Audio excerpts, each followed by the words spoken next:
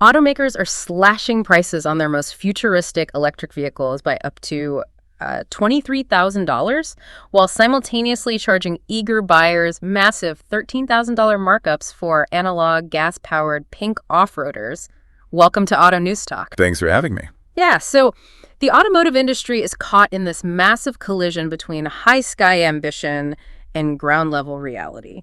On one side, you have government mandates clashing violently with actual buyer demand. And on the other, just getting a customer to answer the phone requires an entirely new set of psychological strategies. We are going to unpack exactly how this ecosystem is rewiring itself right in front of us. It is a brutal landscape to navigate. Like, if you want a mental map of the terrain we are walking through, you have to look at the friction points across the entire supply chain. This is a market desperately trying to figure out what you, the consumer, actually want versus what you are being told to buy. We are looking at a rapid recalibration that starts right on the showroom floor, moves up to government policy desks, and filters all the way back down to the factory assembly lines. Let's start exactly where the rubber meets the road, the dealership. Because before a salesperson can even attempt to sell a car, they have to get your attention. And apparently the old playbook is completely broken. Oh, completely. We were looking at a fascinating breakdown of modern dealership operations, and it makes the case that generic outreach is just dead. Dealership communication has to be highly intentional just to break through modern spam filters. Think about your own habits, right? Because of the endless flood of robocalls and automated text campaigns, you're almost certainly ignoring calls from unknown numbers. Absolutely. Send it straight to voicemail. Exactly. That operations breakdown points out that a completely unprompted call from a local dealer is doing just that, going straight to voicemail. Sales teams can no longer just focus on handling objections on the phone. Yeah. They actually have to give you a compelling reason to pick up in the first place. Every single point of contact needs a highly specific purpose. So you can't just call to say, checking in to see if you're still in the market. No, not at all. You have to call because there is a distinct price change, a trade-in value update, or you are directly answering a prior question. The piece even mentions that caller ID reputation monitoring is essential now. Wait, really? Like auditing their own phone numbers? Yes.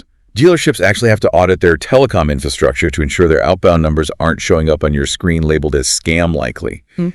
If your sales team dials 100 numbers and they all get flagged as spam, your entire communication grid just collapses. That is wild. And if they do leave a message, that same source outlines this very strict rule of thumb emerging across the industry, right? The guidance is that voicemails must be kept strictly under 20 seconds. Under 20 seconds, yeah. Hold on, under 20 seconds. If I get a 15-second voicemail that cuts off before they even make a pitch, my first thought isn't curiosity. My first thought is that a robot just glitched out while trying to sell me an extended warranty. Does that strategy actually work? It works because of human psychology. The strategy isn't to sell the vehicle over the message. Okay. If you launch into a 60-second monologue about, financing rates, the customer deletes it at second 10. A sub-20-second voicemail is designed purely to create an information gap. Oh, I see. You state your name, you mention you have a specific time-sensitive update regarding the exact vehicle they looked at, and you leave your callback number. You want the customer wondering what that update actually is. That makes a lot of sense. And the same philosophy applies to video. The report highlights that personalized video walkarounds are building massive trust before a customer ever sets foot on the lot. The salesperson holds up the camera, addresses you by name, and shows you the exact scratch on the bumper you asked about. I love that analogy of creating an information gap. Honestly, I compare generic dealer follow-ups to swiping left on a bad dating profile. Right. If you do not offer immediate value, or if you sound like a mass-generated script, you just get ghosted. That captures the dynamic perfectly. And the implication for dealerships is a massive shift in how they track success. They have to stop celebrating sheer call volume. Because unconnected dials are just a waste of payroll. Exactly. They have to start measuring the quality of the contact, things like appointment rates and show rates. The source does note that artificial intelligence should be used to support this, perhaps by prioritizing leads in the system, but it stresses that AI cannot replace that human relationship. Though it is worth pointing out that what this operational breakdown doesn't answer is exactly which AI tools are proving most effective. Right, yeah, it's pretty vague there. It leaves the actual software stack that wins the day completely unsaid, so dealerships are left to figure out the tech on their own. But let's shift gears a bit, because there is a glaring tension here. Oh, massive tension. Imagine a dealer jumps through all these psychological hoops. They shoot the perfect personalized video. They get you on the phone. And then they're forced to push a vehicle mandated by the government rather than the vehicle you actually want to buy. That is where the friction turns into a raging fire. A report on UK automotive policy we looked at outlines this perfectly. Government zero-emission mandates are colliding painfully with natural consumer demand. And the rhetoric around this is getting incredibly heated. Like, UK Labour MP Paran Moon is fiercely defending the ZEV mandate, which is the requirement for automakers to sell a strict percentage of electric vehicles. Yeah, he's not holding back. He is basically arguing that car makers need to accelerate their shift to EVs just to survive the incoming wave of Chinese dominance in the sector. He absolutely refuses to protect automakers that are prioritizing gas cars. His wording is unapologetic. One quote from that policy report really stands out.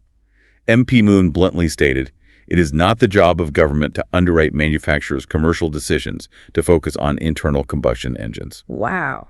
That is laying down the gauntlet. He's telling legacy automakers that if they bet on gas, the government will happily let them fail.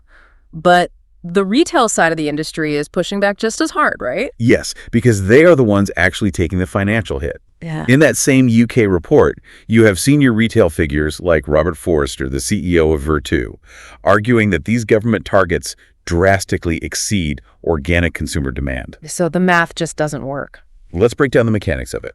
If a government forces an automaker to make 22% of their inventory electric, but only 10% of buyers actually want an EV, you have a massive oversupply. Yeah, they just sit there. Dealerships have to pay interest on those cars sitting on their lots. So to stop the financial bleeding, they slash prices to move the metal and avoid devastating government fines. And James Brearley, a former industry leader mentioned in the piece, essentially accused lawmakers of lacking basic industry understanding. Right, he was very critical. The implication of this artificial supply push is severe. I mean, it is actively eroding dealer profit margins. If dealerships are losing money on heavily discounted EVs, they lose the capital required to invest in the charging infrastructure and the facility upgrades that the EV transition actually requires. It stars the ecosystem of the very funding it needs to modernize. It becomes this vicious cycle. And the open question, what that policy report doesn't answer, is how the government's upcoming mandate review will ultimately balance these aggressive emission targets with these stark market conditions. The policy aims for a green horizon, but, the balance sheets are flashing red. Which brings us to the next phase of this landscape, the factory line. Because of this exact friction between aggressive mandates and hesitant consumers, automakers are frantically adjusting their product pipelines mid-stride. It's like watching a massive cargo ship try to execute a handbrake turn. Yeah. We reviewed an analysis of industry headlines and model updates, and it shows an industry in a massive state of flux. Automakers are relying heavily on pricing adjustments, production delays, and a significant pivot back to hybrids. The scope of the recalibration is staggering. Major EVs are seeing massive price cuts to stimulate that lagging demand we just detailed. Simultaneously, we are seeing production delays on highly anticipated electric models. Like the Toyota Highlander EV. Exactly. Toyota is delaying the production of the Highlander EV. To bridge the gap, popular existing models are shifting powertrains entirely. The Subaru Crosstrek Sport, which is a massive volume seller, is reportedly going hybrid only. But the price cuts are what really reveal the panic. That headline analysis points out a $23,000 price cut on the Maserati Bronco Folgore. It's unbelievable. Just let the math on that sink in. 23 grand slashed off the sticker price of a single vehicle. It is a breathtaking reduction. It shows that automakers fundamentally misread the luxury market's willingness to pay an early adopter premium in a broader market environment. Yeah. The implication across the board is that OEMs are having to heavily subsidize their own EV transitions. They are absorbing massive losses on the electric side while relying on hybrids to meet emission goals and appease those hesitant joppers who just aren't ready to map out charging stations for every road trip. And the headaches aren't just about the batteries and motors. I mean, it is the fundamental design of the cars. That same roundup noted that safety regulators, specifically the NHTSA, are suddenly scrutinizing modern tech features. Like the flush electronic door handles. Yes. The flush handles look sleek and improve aerodynamics, which is crucial for EV range, but regulators are questioning their safety. Though one limitation of that specific headline is its vagueness. Yeah, it doesn't really explain much. It notes the NHTSA is weighing new door handle regulations, but it completely fails to outline the actual scope of the review. We don't know if they want mechanical overrides mandated in case of a power failure, or if they are just looking at issues with the handles freezing shut in winter weather. It feels like automakers are caught in a trap. Think about the irony here. Safety regulators are scrutinizing high-tech flush door handles at the exact moment. Automakers are desperately trying to make EVs look as futuristic as possible just to justify their enormous price tags. You need the spaceship door handles to sell the EV, but the spaceship door handles might get regulated out of existence. It perfectly encapsulates the chaos of trying to innovate under pressure. And this volatility isn't limited to legacy automakers trying to transition. Even the most hyped vehicles in the world are subject to the chaos of market perception. Oh, absolutely. Another piece we examined concerning media narratives highlights a critical warning. Market sentiment can drive industry narratives even when verifiable data is completely absent. This was the most bizarre discovery. That piece highlights a prominent headline circulating that reads, "Cybertruck backlash raises fresh questions about Tesla's EV pickup momentum." Right. As a reader, you see that and assume there's a massive shift in consumer behavior. You assume people are canceling reservations en masse. But when you attempt to dig into the source material to find the underlying data, there is nothing there. The reporting is currently unverifiable due to missing article context. It's literally a ghost article. The piece points out that if you click through to read the actual reporting behind the so-called backlash, it yields nothing but a privacy and cookie notice. Just a cookie notice. There is zero factual reporting attached to the claim. It serves as a brilliant meta example of market noise.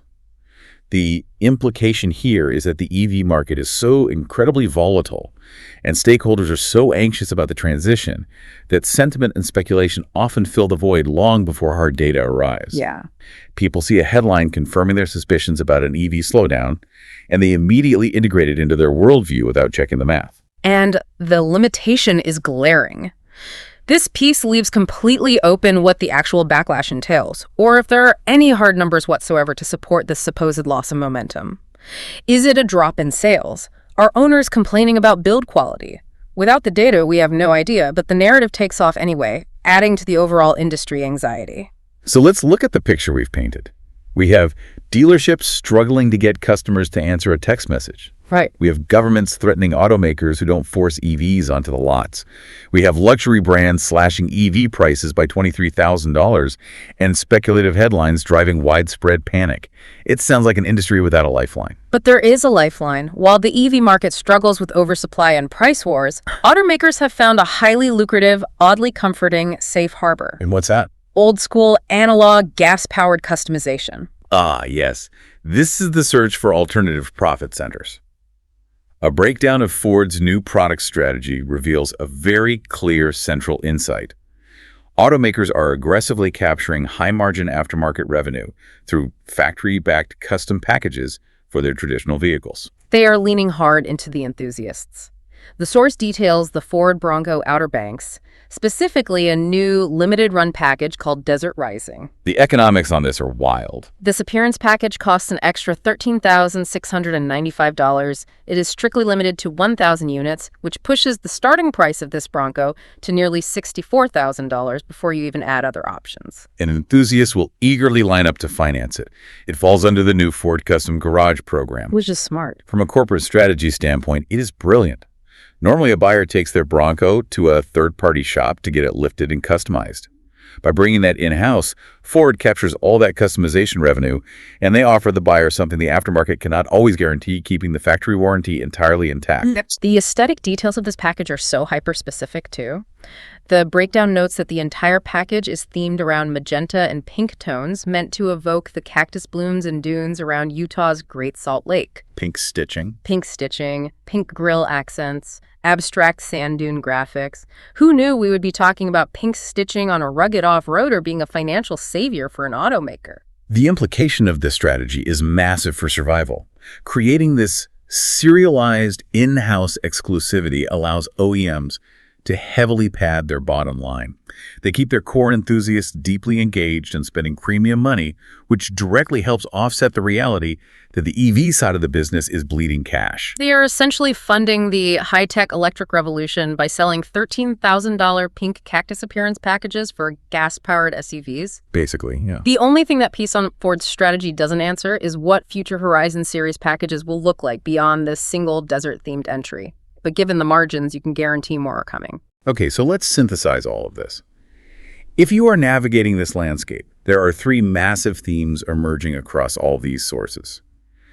First, there is an intense struggle for consumer connection. Right. We see that in the dealership operations breakdown where sales teams have to engineer 20-second voicemails just to bypass spam filters. And we also see it in the UK policy report, where governments are forcing a supply of electric vehicles that a large segment of consumers are actively ignoring. The second theme is the frantic pivot mid-stride. The analysis of industry headlines showed us a terrain defined by delayed electric models, the resurgence of hybrids like the Crosstrek Sport, and automakers absorbing massive financial losses just to keep inventory moving. And the third theme is the search for alternative profit centers. That is supported by Ford's strategy to capture high-margin analog customization revenue through programs like the Bronco Desert Rising package. Within those themes, there are two distinct contradictions that you really need to keep your eye on. The first is government ambition versus retail realities. Yeah, Def. You explicitly see this tension when you contrast the UK lawmakers demanding a strict, uncompromising shift away from internal combustion engines against the retail CEOs warning that this mandated oversupply is eroding dealer profitability and threatening infrastructure investment. The second tension is high-tech headaches versus high-margin analog. Contrast the analysis of EV price cuts, regulatory probes into flush door handles, and the speculative Cybertruck backlash against Ford's product strategy, where consumers are happily paying huge markups for pink stitching on a traditional gas-powered vehicle. When you pull all of this together, there is one undeniable practical takeaway for surviving this transition. Success requires hyper-personalization and ultimate flexibility. Absolutely. Whether you are a local dealer trying to engineer the perfect callback loop or a global automaker balancing a multi-billion-dollar pipeline between EVs and hybrids, rigid scripts and blind mandates are failing. You cannot force the market. You have to meet the customer exactly where they are. As we wrap up this segment of Auto News Talk, I want to leave you with a final thought to mull over. As regulators and legacy automakers spend billions trying to force a homogenized, digital, electrified future upon the masses, as they force this upon everyone, will the ultimate automotive luxury simply become analog, customizable, gas-powered individuality? It's a fascinating question. Watch how your local dealerships change their outreach tactics in the coming months as that mandated inventory continues to pile up on their lots. Thanks for listening to Auto News Talk, and keep your eyes on the road ahead.